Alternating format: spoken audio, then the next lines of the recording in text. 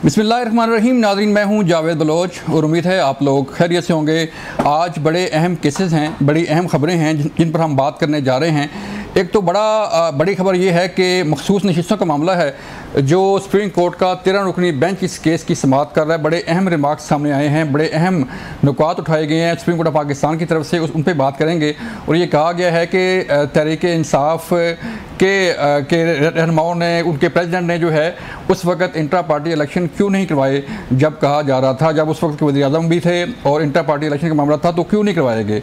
फिर ये मामला उठाया गया कि सुन्नी इत्तेहाद कौंसिल, ये ऐसी जमात जिसने इलेक्शन लड़ा ही नहीं, तो वो कैसे मखसूस नशिस्तों की हकदार ठहर सकती है। ये भी नुक्ता उठाया गया चीफ जस्टिस कादी फैज़ साहब की तरफ से। इस पर बात करेंगे और फिर हम बात करने जा रहे हैं ऑपरेशन अज़्म इस्तेहकाम पर कि आखिर कौन लोग हैं, क्यों मुखालफत की जा रही है, क्या दहशतगर्दी का नासूर जो है उसको मुल्क से ख़त्मा नहीं करना, क्या हमारे जवान जो है वो ऐसे ही शहादतें देते रहेंगे और दहशतगर्द जो है वो ऐसे ही उनके खिलाफ कोई कार्रवाई नहीं होगी। अज़्म इस्तेहकाम जो है वो किसी एक सूबे के ख़िलाफ़ है या एक सूबे के अंदर होगा, ये सवाल जो है इस पर हम बात करेंगे कि इस अज़्म इस्तेहकाम ने पूरे मुल्क में इसका दायराकार होगा या किसी ख़ास सूबे में ये ऑपरेशन किया जाएगा।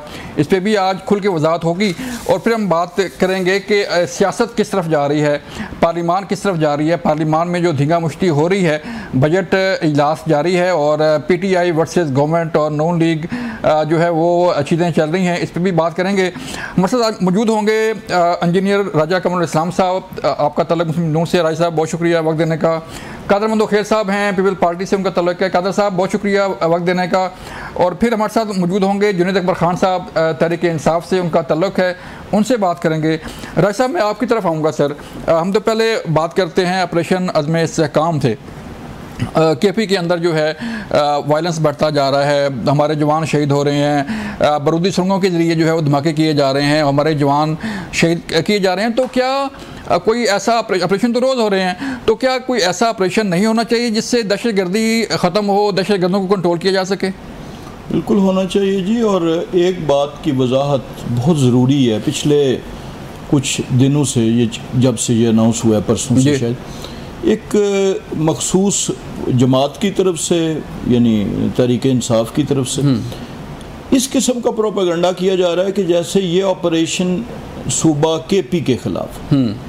ये बड़ी बात वाज़े है कि ये जो दहशतगर्दी का, अमन व अमान की बहाली का, हमारी अंदरूनी जो इस वक्त सरहदें हैं, यानी जो एक तो बैरूनी तो हैं ही हैं, लेकिन जो अंदरूनी हमारी नज़रियाती सरहदें हैं, उसकी हिफाजत के लिए जो ऑपरेशन है, इसकी बुनियाद लिसान नहीं है, ना ये लिसानी बुनियादों पे है, ये ना ये नस्ली बुनियादों पे है और ना ये जोग्राफियाई बुनियादों पे है, यानी कोई मखसूस जोग्राफियाई इलाका इसका नहीं है। जहाँ जहाँ भी दहशतगर्दों की पनाहगाहें होंगी, जहाँ जहाँ से वो ऑपरेट करेंगे और जहाँ जहाँ वो कार्रवाई करेंगे, बुनियादी तो ये है। अब अगर उनकी कंसंट्रेशन सूबा बलूचिस्तान में ज़्यादा है या पंजाब में ज़्यादा होगी, जहाँ जहाँ जिस ज़िले में वहाँ कार्रवाई होगी, तो इसकी बुनियाद वो है ही नहीं जिसको ये रंग दिया जा रहा है। और ये जो रंग देने का तरीक़ाकार है ये बड़ा ख़तरनाक है। यानी ये बुनियादी तौर पर पाकिस्तान की जो बुनियादी नज़रियाती असास है उसके अगेंस्ट कुछ ऐसा दिया जा रहा है कि शायद ये कोई ऑपरेशन जो है एक मखसूस लिसानी रंग दिया जा रहा है, लिसानी या नस्ली रंग, तो ये बिल्कुल नहीं होना चाहिए। ये तो वजाहत बड़ी ज़रूरी है। और दूसरा यह है कि ये होना चाहिए या नहीं, तो इसमें तो मैं कोई पाकिस्तानी, एक भी ऐसा सिंगल पाकिस्तानी अंदरून मुल्क या बैरून मुल्क ऐसा नहीं है जो ये कहे कि नहीं ये दहशतगर्दी को लगाम देना या उनको उनका रास्ता रोकना। और वो रास्ता, अब ये तो नहीं हो सकता कि जवान शहीद हो रहे हों और वो जवान अगर तो कहीं ऑपरेशन पे जा रहे हैं तो क्रॉस फायरिंग तो एक और बात है, वो भी उसकी भी इजाज़त रियासत के अंदर नहीं दी जा सकती। लेकिन यानी वो अपनी कहीं और ड्यूटी पे जा रहे हैं और बारूदी सुरंगों के ज़रिए, एम्बुश हमलों के ज़रिए, चौकियों पे हमलों के ज़रिए, तो ये तो ऐसी चीज़ है जिसकी कोई भी रियासत इजाज़त नहीं दे सकती और पाकिस्तान को तो एक और सर सवाल उठता है कि CM KP के अली मीन गंडापुर साहब एपेक्स कमेटी में मौजूद होते हैं, भरपूर हिमायत करते हैं और बतौर वज़ीर आला उनका साथ भी देते हैं। बिल्कुल ऐसे ही जी, वहाँ पे ये करते हैं और ये भी एक नया ट्रेंड है। और उनके जो लीडरान हैं वो कहते हैं हम उनके खिलाफ हैं। और ये इससे कोई पहली दफ़ा नहीं हो रहा, क्या वज़ीर आला साहब और क्या बाकी क़यादत भी वो एक जगह पे और बयान देते हैं, कहीं कहते हैं जी हम मुज़ाकरात के हामी हैं, फिर पता चलता है जी नहीं, कभी कहते हैं जी मुज़ाकरात के लिए वो फलां साहब को जो है उन्होंने इख्तियार दे दिया, और फिर बाद में कभी मौलाना फजलुर रहमान साहब के साथ जो है वो पींगें बढ़ाते हैं और फिर फौरी तौर पे दोबारा अपनी उस पुरानी। तो ये तो मेरा ख्याल है ये बहुत बड़ी अजियत में है सपोर्टर्स और वर्कर्स भी, कि उन्हें ये नहीं पता होता कि अगली पॉलिसी क्या होगी, अगला बयान क्या होगा। तो ये बड़ी ख़तरनाक सूरत है। कादर मंदो खेल साहब, सर मैं आपकी तरफ आना चाह रहा हूँ। कादर मंदो खेल साहब से रब्ता है हमारा। कादर साहब मैं आपकी तरफ आ रहा हूँ। सर मुझे बताइएगा कि ऑपरेशन अज़्म इस्तेहकाम का दायरा पे बात हो रही है कि क्या इसका दायरा सिर्फ KP की हद तक है, बलूचिस्तान की हद तक है, पंजाब की हद तक है, सिंध की हद तक है? क्योंकि दहशतगर्दी जो है जहाँ भी दहशतगर्दी होगी, जहाँ भी दहशतगर्द होंगे, सिक्योरिटी फोर्सेस वहाँ पे जाएंगी, पुलिस वहाँ पे जाएगी, ऑपरेशन होगा। तो क्या जो रंग दिया जा रहा है कि शायद जो है वो एक सूबे के खिलाफ ये ऑपरेशन हो रहा है, क्या ये दुरुस्त है सर?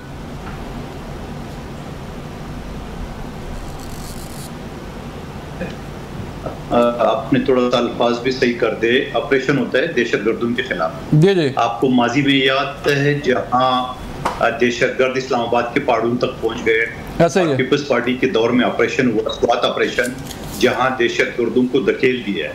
और अभी पिछले हफ्ते तक जो ना वहां स्वात में या खैबर पख्तूनख्वा में इस तरह कोई बड़ा वाकया नहीं हुआ। एक PTI के दौर में जहां बन्नू जेल तोड़ के 400 क्रिमिनल को आज़ाद करा के, शरबत पी के, और दहशतगर्द अपने इलाकों तक जब पहुंच गए तो टेलीफोन कर दिए कि हम खैरियत से पहुंच गए। तो ये तो हाल है। और फिर अभी रिसेंटली कुछ महीने पहले है जहां वो CTD के दफ्तर पे हमला हुआ। तो मैं ये समझ रहा हूँ कि PTI इसको दिल पे क्यों ले जा रही है। या तो PTI ये समझ रहे कि खैबर पख्तूनख्वा में कोई भी दहशतगर्दी होगी हम कंट्रोल करेंगे, जैसे वैसे अमन का चैप्टर जो है ना 18वीं तरमीम के जरिए सूबे के पास है वाकई मैंडेट है, ठीक है। लेकिन PTI क्यों शोर मचा रही? चलो थोड़ी देर के लिए सोच ले कि PTI ये समझ रही कि ये अज़्म इस्तेहकाम जो ऑपरेशन का नाम है, माजी में मुख्तलिफ नाम हुआ करते थे, तो ये PTI के खिलाफ है। अगर ये ऑपरेशन नहीं होगा तो क्या PTI पर खामोश रहेंगी? क्या PTI जो है ना उनके लोग अगर कोई जुर्म में मुलव्वस है वो गिरफ्तार नहीं होंगे? क्या जिस तरह स्वात में एक वाकया हुआ और वहां पे अली अमीन गंडापुर उनकी इंतजामिया फैली हुई है कि एक शख्स को बचाना तो दूर की बात है, अपना थाना जो है ना वो भी जला के बचा सकते, ठीक। और लाउड स्पीकर में इनका डिप्टी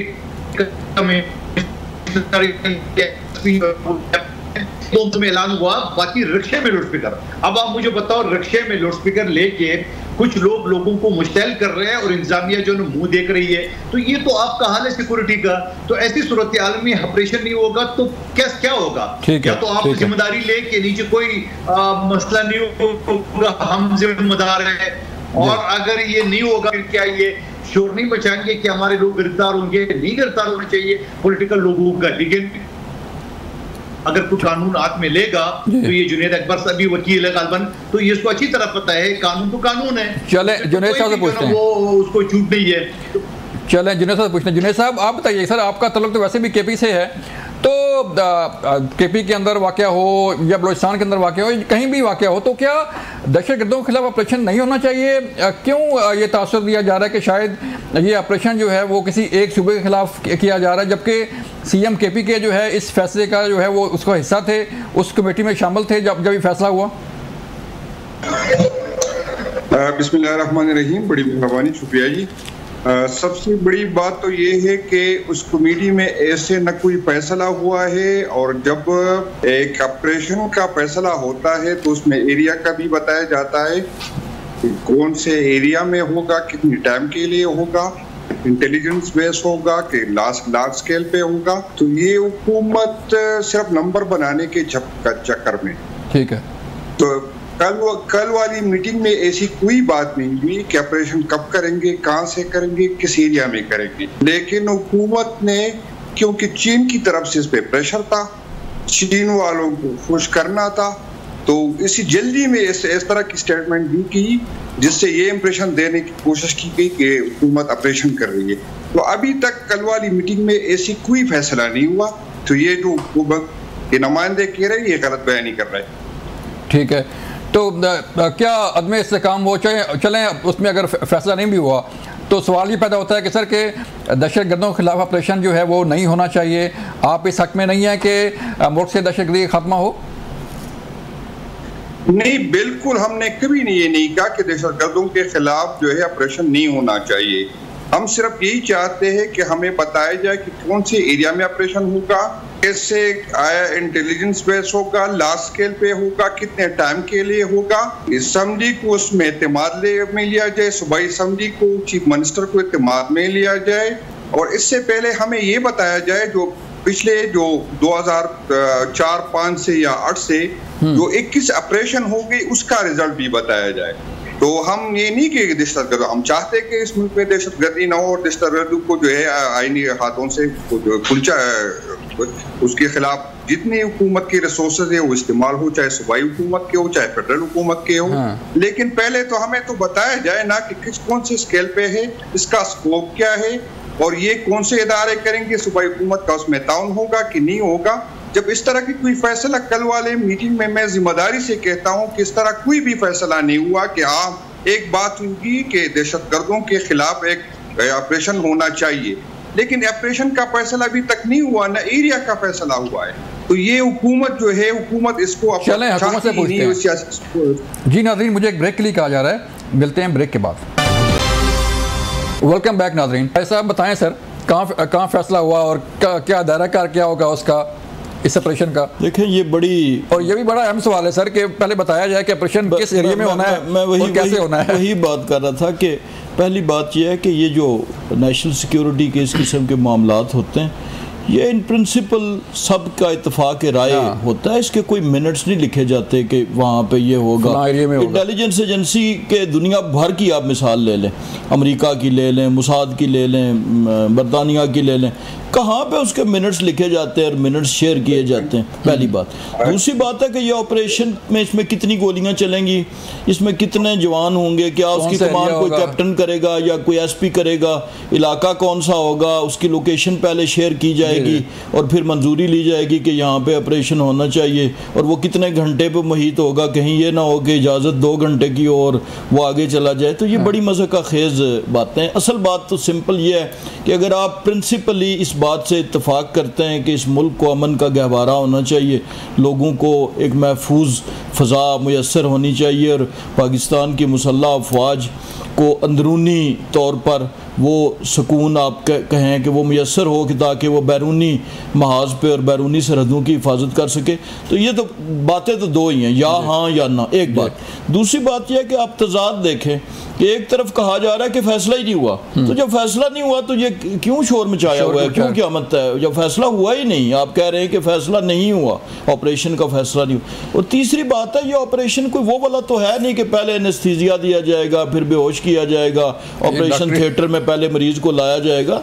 ये तो ऑपरेशन तो हमा वक्त जारी होता है सिर्फ उसको एक मरबूत करने के लिए। और इससे पहले जो ऑपरेशन अपना रद्दुल फसाद हुआ, इससे पहले ज़रबे अज़ब हुआ, तो इन ऑपरेशंस की कहाँ पे मिनट्स लिखे हुए हैं? कहीं किसी के पास हैं मिनट्स के वो लेके आए और कहे कि जी ये, जैसे अभी मंदोखेल साहब ने कहा कि ये मारगला के पहाड़ों तक मामलात चले गए थे, स्वात का क्या आलम था। और ये दोनों दफ़ा जो ऑपरेशन हुए ये बुनियादी तौर पर उसी की एक कॉन्टीन्यूटी थी जिसमें मुसल्लह अफवाज ऑपरेशन डेली बेसिस पे हो भी रहे हैं, इंटेलिजेंस बेस्ड ऑपरेशन और हो रहे हैं। और रोज़ हमारे मैयतें आ रही हैं शोहदा की। आप पूरे इलाके में देखें कि ये हर जगह पे, कोयटा में गई, पंजाब के मुख्तलिफ इलाकों में, केपी में, गिलगित बल्तिस्तान में, तो ये जो लोग शहीद हो रहे हैं और ये मुकद्दस खून जो बहाया जा रहा है, ये इसकी इजाज़त दे रहे हैं और ये कह रहे हैं जी कि इजाज़त नहीं होनी चाहिए। और वो खुद कह रहे हैं कि बात हुई थी एपिस कमेटी में कि होना चाहिए ऑपरेशन, जब उन्होंने कह दिया कि होना चाहिए और इत्तेफाक किया तो उसके बाद फिर एतराज़ की क्या बात है? कादर मंदोखेल साहब, सर आपकी तरफ मैं आ रहा हूँ। सर बताइएगा कि एक बड़ा अहम केस, आप वकील भी हैं और आपकी नज़र भी है जो इम्पॉर्टेंट केसेस हैं उन पे, आज सुप्रीम कोर्ट ऑफ पाकिस्तान में सर बड़ा अहम केस था मखसूस नशिस्तों के हवाले से, और सवाल ये भी उठाया गया वहाँ पे, चीफ जस्टिस कादी फैसल साहब ने, हमने भी देखा, उन्होंने पूछा कि जिस जमात ने इलेक्शन लड़ा ही नहीं तो उसको मखसूस नशिस्तें जो है वो कैसे मिल सकती हैं। आइन की बात की उन्होंने कि हमने आइन पर अमल करना है। तो आपका सर क्या स्टांस है कि पहले भी ये केस चलता रहा है, पहले इलेक्शन कमीशन में, फिर सुप्रीम कोर्ट में आ गया, तो मामला कहाँ जाएगा सर ये?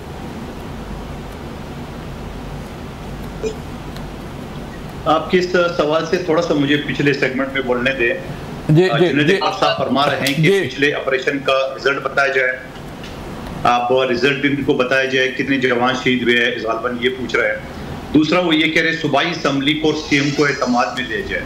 आप मुझे बताओ सूबाई असम्बली का क्या ताल्लुक, जब एक नेशनल लेवल पे चारों सूबाई वज़ीर आला मौजूद है तो वहाँ सूबाई असम्बली का क्या ताल्लुक है? इससे पहले भी कौमी असम्बली में पिछले दौर में जहाँ मैं असम्बली का हिस्सा था, बाकायदा आर्मी चीफ आया था, इन कैमरा ब्रीफिंग दी है इसके हवाले से, दहशत गर्दों के हवाले से। तीसरा वो सवाल ये करे कि एरिया बता दे और इंटेलिजेंस, तो ये सारी मालूमात किस लिए इकट्ठे कर रहे हैं? ये उन दहशत गर्दों के लिए कर रहे हैं जो सारी मालूमात, ओ भाई जो ऑपरेशन होता है तो ये सारी चीजें नहीं बताई जाती है, ये तो खुफिया होती है। आपको बता दे, आप कल ऐलान कर दे कि फलां जगह ऑपरेशन होगा तो दहशतगर्द तो वहां से भाग जाएंगे, दूसरे इलाके में चले जाएंगे। बहरहाल एक अजीब सी सूरत हाल है। दूसरी सवाल जो आपने बात की मखसूस, कि मैं वो लाइव मुख्तलिफ चैनल पे आ रहा था, मैं देख रहा था, और उसमें जो मौजूद जज हजरात थे वो यही सवाल कर रहे थे कि भाई आप ये बता दे कि आपने ऐसी जमात को क्यों चूज की है जिसका अपना सरबरा, यानी ये तो नहीं कहिए, मैं अपनी तरफ से कह रहा हूँ, जिसका अपना सरबरा जो है वो आजाद लड़ा है इलेक्शन। और दूसरी बात है कि उस जमात की कोई लिस्ट जमा नहीं हुई है। इलेक्शन रूल्स है बाकायदा, इलेक्शन से पहले जो लिस्ट किया जाता है, एक सीट जीतना है वो लिस्ट है 10-20 होगा, वहां लिस्ट जमा नहीं की है। और फिर अगर वो, क्योंकि इनसे तो भला छीना गया था कोर्ट के फैसले के मुताबिक, तो ये अगर ये दोबारा पीटीआई में शामिल हो जाते फिर क्या करता? कोर्ट क्या करता है इलेक्शन? तो यही सवाल आज बेंच के मेंबरान ने उठाया था। अब सवाल ये कि ये सारी चीजें मैं थोड़ी देर के लिए फर्ज करूं, जैसे ऑपरेशन के लिए राजा साहब बात कर रहे थे, मैं अगर थोड़ी देर के लिए कि ये जो 78 सीटें या 23 कौमी असम्बली की सीटें ये गिन रहे, ये इनको मिल भी जाए फिर क्या होगा? हुकूमत तो नहीं गिरेगी, हुकूमत तो अपनी जगह पे रहेगी। तो क्या इस बात पे ये खामोश रहेंगे? क्या ये आसमान सर पे जो उठाने वाला ये रहेंगे? लेकिन मैं आपको बता दूं कुछ भी नहीं होगा, बहुत सारे फैसले बाकी है। ये सिर्फ एक ऑपरेशन की मुखालफत करके दहशतगर्दों का, जहां माजी में दफातर खोलने की ये बातें कर रहे थे, जहां उनके साथ मुज़ाकरात की बातें कर रहे थे, सारी चीजें अपनी जगह पे। लेकिन सवाल ये है कि इनको सिर्फ एक ही चीज है, कौमी असम्बली में आ जाता है, फिर जाके इलेक्शन कमीशन तक वॉक कर लेते हैं और जी खान साहब को रिहा कर दो। भाई खान साहब इस तरह वॉक से रिहा नहीं होगा। खान साहब आपके बड़े बड़े वकील नामी ग्रामी मौजूद है, वो में वो पेश जो है केस स्पीड से चला है। 9 मई के जो केसेस है वो 1 साल गुजर गए। इंसदाद दहशतगर्दी का कानून ये है कि एक मुकदमा 1 हफ्ते के अंदर डिस्पोज ऑफ होने चाहिए। तो आपकी वकील तारीख क्यों लेते हैं? वहां सर पे बैठ जाए, दरखास्त दे कि बाबा ये कानून है इंसदाद दहशतगर्दी का और इसके मुताबिक 1 हफ्ते के अंदर आप डिस्पोजल दे। वहां तो ये जान नहीं रहे। सर वो तो कहते हैं कि 40,000 जो तालिबान रिहा हुए थे, वो तो उनका तो हमें पता ही को नहीं है कि वो किसने रिहा की थी। पूछें जाके फलां शख्स से, उन्होंने उनका फैसला था ये। तो कौन सी 40,000 जो रिहा हुए थे? तालिबान की बात कर रहा हूँ सर, कि जो दहशतगर्द रिहा हुए थे, जिन्हें रिपेटेड किया गया, वापस लाया गया उन्हें, जो है वो पीटीआई दौर में। और अभी रिसेंटली बात हुई है कि तहरीक इंसाफ का ये कहना है कि हमें तो नहीं पता कि किसने जो है उन्हें वापस लाया, किसने रिहा किया और किसने ला के बसाया। और जाएँ पूछें, जाएँ जनरल बाजवा से या किसी और से जाके पूछें। तो एक काम करें ना, तो एक काम करें, उस लिस्ट में ये अपने लोगों का नाम भी देते कि ये रिहा कर दो। इतनी मुतालबा है ना इनका। और फिर ये जो बन्नू जेल में आए, वहां पे दहशतगर्द और बाकायदा शरबत पी के एक कारतूस तक नहीं चला है और 400 लोगों को साथ ले गए। और जब अपने इलाकों तक पहुंच गए तो टेलीफोन करके बताया हम खैरियत से पहुंच गए। वहां किसकी हुकूमत थी? वहां कितने लोग थे इनकी 400 में से? तो ये लिस्ट दे देते ना वफाकी हुकूमत, ये लोग भी रिहा कर दे। हो सकता है उसके ऊपर गौर किया जा सकता है। अभी भी कोई लिस्ट इनके पास है तो ये दे देते हुकूमत को, सिक्योरिटी दारों को कि ये लोग हैं हमारे खास मरासम में, इनके दफ्तर हम खोलना चाह रहे हैं, इनको छोड़ दे। हो सकता है इसके ऊपर अमल हो जाए। चले जुनैद साहब, आप क्या कहेंगे सर? कादर मुदख्खिल साहब ने बड़े अहम नुकात उठाए हैं, जवाब देना चाहेंगे? जो एक तो मामला है ऑपरेशन का, जो आपने सवाल उठाया कि हमें बताया जाए कि किस तरह कहाँ पे ऑपरेशन हो रहा है। तो बताना चाहता हूँ कि ऑपरेशन सूबाई हुकूमत के बगैर नहीं हो सकता। 18वीं तरमीम, आपको ये पता होना चाहिए कि फेडरल हुकूमत चाहे भी अगर सूबाई हुकूमत को इत्तेमाद में न ले, उसकी इजाजत ना हो तो फिर नहीं कर सकते। ये आपको पता, 18वीं तरमीम पढ़ के आप फिर आए और कि मैं सच कह रहा हूँ या गलत कह रहा हूँ, तो ये आपकी नोटिस में लाना चाहता हूँ। दूसरी ये कि आपको क्या पता कि ऑपरेशन में क्या होता है और किस तरह होता है। ऑपरेशन 3 नहीं हुई, 21 ऑपरेशन ही हुई अभी तक। आपको मैं आपके नॉलेज में इजाफा करना चाहता हूँ कि 21 ऑपरेशन ही हुई अभी तक। दूसरी मैं ये इजाफा करना चाहता हूँ कि पीटीआई तो 2013 में आई थी। 2013 से पहले 8 जो है मुआहदे हुए थे तालिबान के साथ, हमने नहीं किए थे। और जो बनों की बात जो आप जिक्र कर रहे थे ना, आप लोगों ने इस मुल्क को जो लूटा था, सूबे को जो आपकी हुकूमत की, आपसे पहले आपकी इत्तेहादियों की हुकूमत की, तो हम उसी टाइम आए थे। और दहशतगर्दों को कंट्रोल करना ये फेडरल का सब्जेक्ट है, ये सूबाई सब्जेक्ट नहीं है। जो इदारों में अभी जो इस बजट में जो तकरीबन 3000 करोड़ रुपए जो हम देते हैं ना अपने वसाइल से, तो फेडरल हुकूमत को इसलिए देते हैं ताकि वो हमारी डिफेंस मजबूत करे। इंटेलिजेंस इदारों को इसलिए देते, इसलिए नहीं देते कि वो पार्टियां बनाए, इसलिए नहीं देते कि वो वीगो डाले वर्कर के पीछे लाए। तो हम ये उन लोगों की जिम्मेदारी है जो पार्टियां बनाते हैं, जो यहाँ से लोगों को वहां लेके जाते, वहां से इधर लेके आ जाते। आपको क्या पता कि जिनसे आपको हमें कदर है उन सिपाहियों की जो उनके लिए कुर्बानी देते, लेकिन आप तो एक सिपाही, हम 4-4, 5-5 लाश एक घर से उठाते। आपने कभी जनाजे में गए भी नहीं होंगे किसी शहीद के। चलें आगे बढ़ते हैं। जो अपना राय साहब आप बताएं सर कि जो मखसूस नशिस्तें हैं उसका मामला चल रहा है। अभी मुदख्खिल साहब ने भी ये कहा कि अगर इन्हें मिल भी जाए मखसूस नशिस्तें, फ़र्ज़ करें कि फैसला आ जाता है और कहते हैं कि जी मिल गई, फिर क्या होगा? पहली बात तो ये है जी कि इस फैसले की सियासी से ज़्यादा कानूनी जो है वो इम्प्लिकेशंस भी हैं और अहमियत भी है। सियासी तो वही बात है ना कि इलेक्शन, वही मुदख्खिल साहब वाली, अगर सारी भी मिल जाए इनको तो तब भी हुकूमत भी ऐसे ही रहेगी, सब कुछ ऐसे ही रहेगा। लेकिन सवाल ये नहीं, देखिए अपनी गलतियों का मलबा इलेक्शन कमीशन पे डालना, इस्टेब्लिशमेंट पे डालना या जुडिशरी पे डालना, ये बड़ी नामुनासिब बात है। गलती क्या हुई कि पहले आपने जब इलेक्शंस नहीं कराए जैसे अदालत ने कहा, फिर जब इलेक्शंस नहीं कराए और वो बल्ले का निशान चला गया, तो जब फॉर्म सबमिट कराए इन कैंडिडेट्स ने, तो उन्होंने उस फॉर्म के अंदर जो खाना होता है सियासी वाबस्तगी, उसमें पाकिस्तान तहरीक इंसाफ लिखा। ये तो ट्रूली आज़ाद उम्मीदवार हैं भी नहीं थे। इसके बाद जब टिकट का टाइम आया तो इन्होंने पाकिस्तान तहरीक इंसाफ नज़रियाती के टिकट साथ लगाए। उस पार्टी ने, सरबराह ने अपना वो लेटर विड्रॉ कर लिया, कर गए। अच्छा, वो टिकट भी लगा हुआ है। तीसरा, फिर उसके बाद जब आज़ाद हुए तो फिर गलती ये हुई कि इन्होंने एक ऐसी जमात का इंतखाब किया, जैसे मुदख्खिल साहब ने कहा रेपिटेशन ठीक नहीं है, कि जो कानूनी तौर पे उस पर पूरा नहीं उतरती थी। तो इसलिए मिलने का तो सवाल ही नहीं पैदा होता लीगल किसी हवाले से। कोई कानून कहीं से, पेशावर हाई कोर्ट का फैसला देख लें, इलेक्शन कमीशन का, वो तो अब सवाल यह है कि अगर वो इनको नहीं मिलेंगे तो फिर दो सिनेरियो रह जाते हैं। एक सिनेरियो ये है कि असेंबली में वो नशिस्तें खाली रहेंगी, और दूसरा सिनेरियो ये है कि उसी तनासुब के साथ जिस तनासुब से सियासी जमातों के पास हैं उन्हें तकसीम कर दिया जाए, जो कि फैसला हो चुका था और फिर वो सस्पेंड हुआ है आर्जी तौर पे। तो ये दो, इस वक्त तो हमें दो चीज़ों पे डिबेट करनी चाहिए कि आया वो खाली रहेंगी इसी तरह या वो डिवाइड। तो खाली इसलिए कि हाउस की एक तादाद जो है वो आईनी तरमीम के जरिए उसका तयन किया जाता है, वो हुआ है। तो इसके अंदर फिर यह है कि डिवाइड का ये मतलब नहीं है कि किसी एक को इतनी दे दें, वो उसी तनासुब से मिलेंगी जितने उन्होंने वोट लिए हैं। वैसे भी मखसूस नशिस्तों की स्पिरिट यही है कि उस तनासुब से मिलती हैं जितने वोट लिए। चलें मुझे ब्रेक लिए कहा जा रहा है, मिलते हैं ब्रेक के बाद। वेलकम बैक नाज़रीन। कादर मुदख्खिल साहब, सर आपको मुबारक हो कि आपके जो इख्तिलाफ़ात थे वो ख़त्म हो गए नून लीग के साथ और आप बजट इजलास का हिस्सा हैं। कुछ थोड़ा सा बताएंगे सर, कोई अंदरूनी कहानी, क्या मुतालबात क्या थे और किस तरह जो है वो पीपल पार्टी मान गई, अब बजट इजलास का हिस्सा भी है और हुकूमत के साथ खड़ी है सर, या कुछ शराइत वगैरह थी? जी जी जी बिल्कुल, आपके सवाल से मैं थोड़ा सा जो ना जुनैद अकबर साहब ने 1-2 बातें का मैं जवाब देना चाह रहा हूँ। अच्छा। एक तो उन्होंने कहा कि ये जो ऑपरेशन हो रहे हैं ये चीन के प्रेशर की वजह से हो रहे हैं। और अभी पिछले हफ्ते जब चीन के रहनुमाओं के साथ ऑल पार्टीज कॉन्फ्रेंस हुए, उनकी अली जफर मौजूद थे, हाँ मौजूद थे, और पूरा ताउन का यकीन दिलाया कि हम हर तरह से चीन के साथ हमारे दोस्त है और उनकी लोगों का तहफ़्फ़ुज़ वगैरह जो भी बातें हुई है। और अब वो जुनैद साहब कह रहे हैं कि चीन के प्रेशर की वजह से, तो आपको तो खुश होना चाहिए कि एक दोस्त मुल्क जहां अरबों खरबों रुपए के इन्वेस्टमेंट आपके मुल्क में कर रहा है और इनकी इंजीनियर जो है ना वो मरे जा रहे हैं, अगवा किए जा रहे हैं, और उसके लिए ऑपरेशन के लिए भी आप राजी नहीं हो। ये एक बात।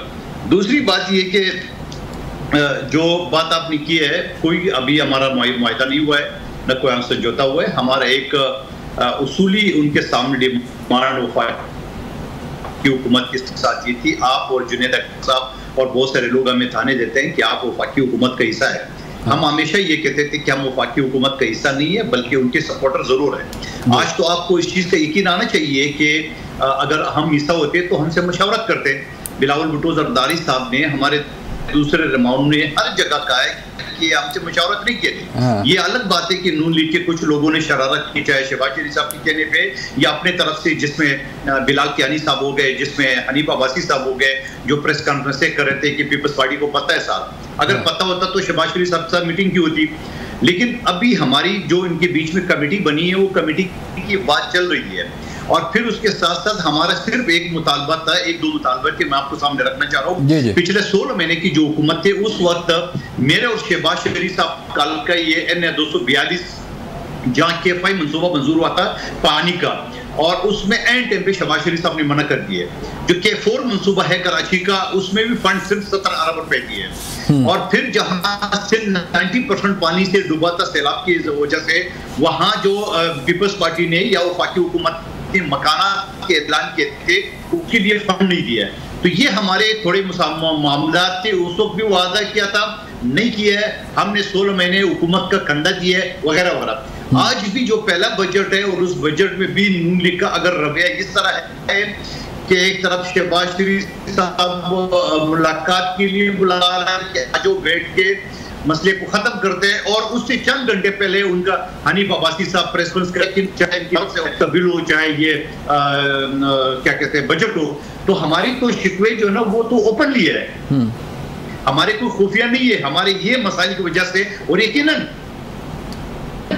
अगर हम हुकूमत का हिस्सा हुकूमत होता तो हमारे जो खर्चात है या जो फंड्स है, हम कोई जाति तो नहीं मांग रहे, हम तो सैलाब से हम कराची का जो बूंद बूंद पानी को तरस रहा है, जहां PTI दावा कर रहे हैं कि हमने सीटें जीती हुई है, MKM वाली जाली है, तो वहां तो फिर इनको उसको सपोर्ट करना चाहिए। लेकिन नहीं, उन्होंने कसम खाई है कि न तो उन्हें सपोर्ट करना है चाहे कुछ भी हो। आज सेनेट के इजलास में भी जहां सिफारिशात मंजूर होते वहां उन्होंने बायकाट किया। तो मैं समझ रहा हूँ कि PTI ने न मानने की जो ने कसम खाई है, इनके सामने आप कुछ भी रख दो, उसे नहीं करना है।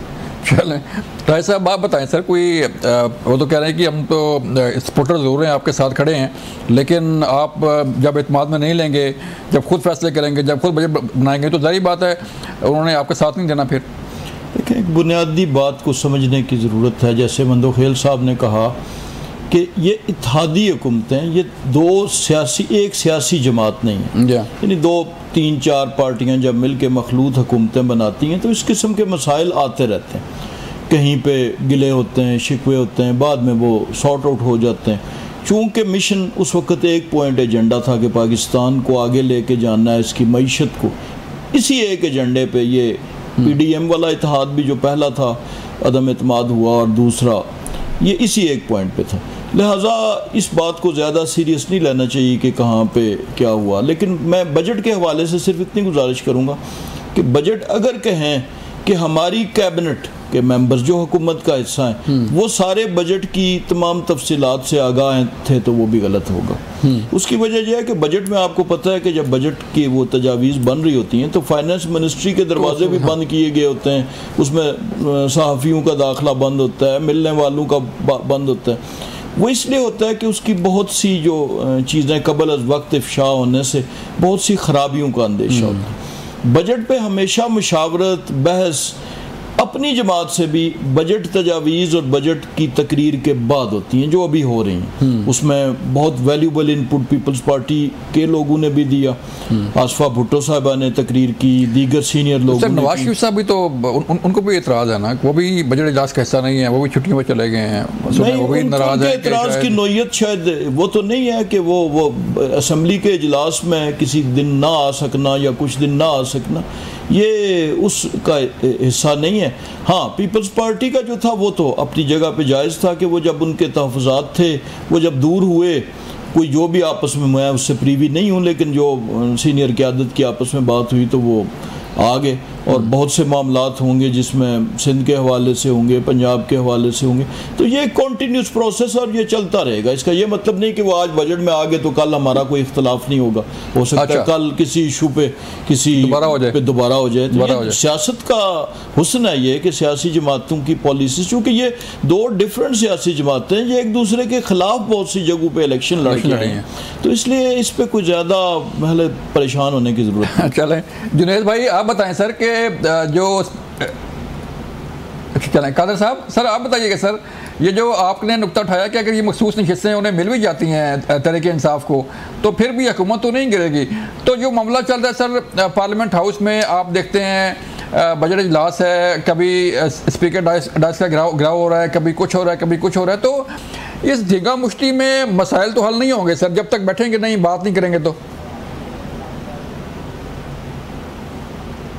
देखिए, मैं आपको सिंपल सी बात सुना दो। जुनैद अकबर साहब हुआ या उसके दूसरा MNA MP हुआ, जहाँ लोगों ने उसको वोट दिए, वो वोट इसलिए नहीं दिए कि आप असेंबली में तकरीर कर ले और ख़त्म। जी। वो इसलिए वोट नहीं दिए कि आपकी सूबाई हुकूमत है, तीसरी मरतबा आपने वहाँ पे स्मगलिंग पे कंट्रोल नहीं किया है, आपने वहाँ दहशतगर्दी पे कंट्रोल करने में नाकाम रहे, आपके सामने मिसालें मौजूद है। आपने रोजगार के लिए कुछ नहीं किए, आपने महंगाई के लिए कुछ नहीं किए, आपने लोड शेडिंग की, चाहे गैस को बिजली के लिए, आपने फ्रूटफुल जो ना वो मुज़ाकरात मुतल्लिका अदारों से नहीं की, कोई खास इक़दाम उठाए, बल्कि आपने ग्रिड में घुस के और बटन दबा के भले वो 32 फीडर और ख़त्म हो जाए जैसे पेशावर के पिछले दिनों में हुए हैं। तो इस तरह चीज़ों से, इस तरह हल्की हरकतों से आवाम कुछ नहीं होती है। मीडिया का दौर है। कादर भाई, कादर भाई वक्त ख़त्म हो गया सर, वक्त ख़त्म हो गया, मुझे प्रोग्राम ख़त्म करना है। नाज़रीन, हमने कोशिश की कि हम बात करें ऑपरेशन अदम इस्तेहकाम पर भी कि अगर ऐसे ऑपरेशन नहीं होंगे, दहशतगर्दों का किला कमक नहीं किया जाएगा, तो फिर कोई भी शहरी जो है वो अमन की नींद जो है वो नहीं सो सकेगा। बात की हमने स्पेशल स्ट्रीट्स पे, बात की हमने सियासत पे। फैसला आपने करना है कि मामला किस तरफ जा रहे हैं। अपना ख्याल रखिएगा। अल्लाह हाफ़िज़।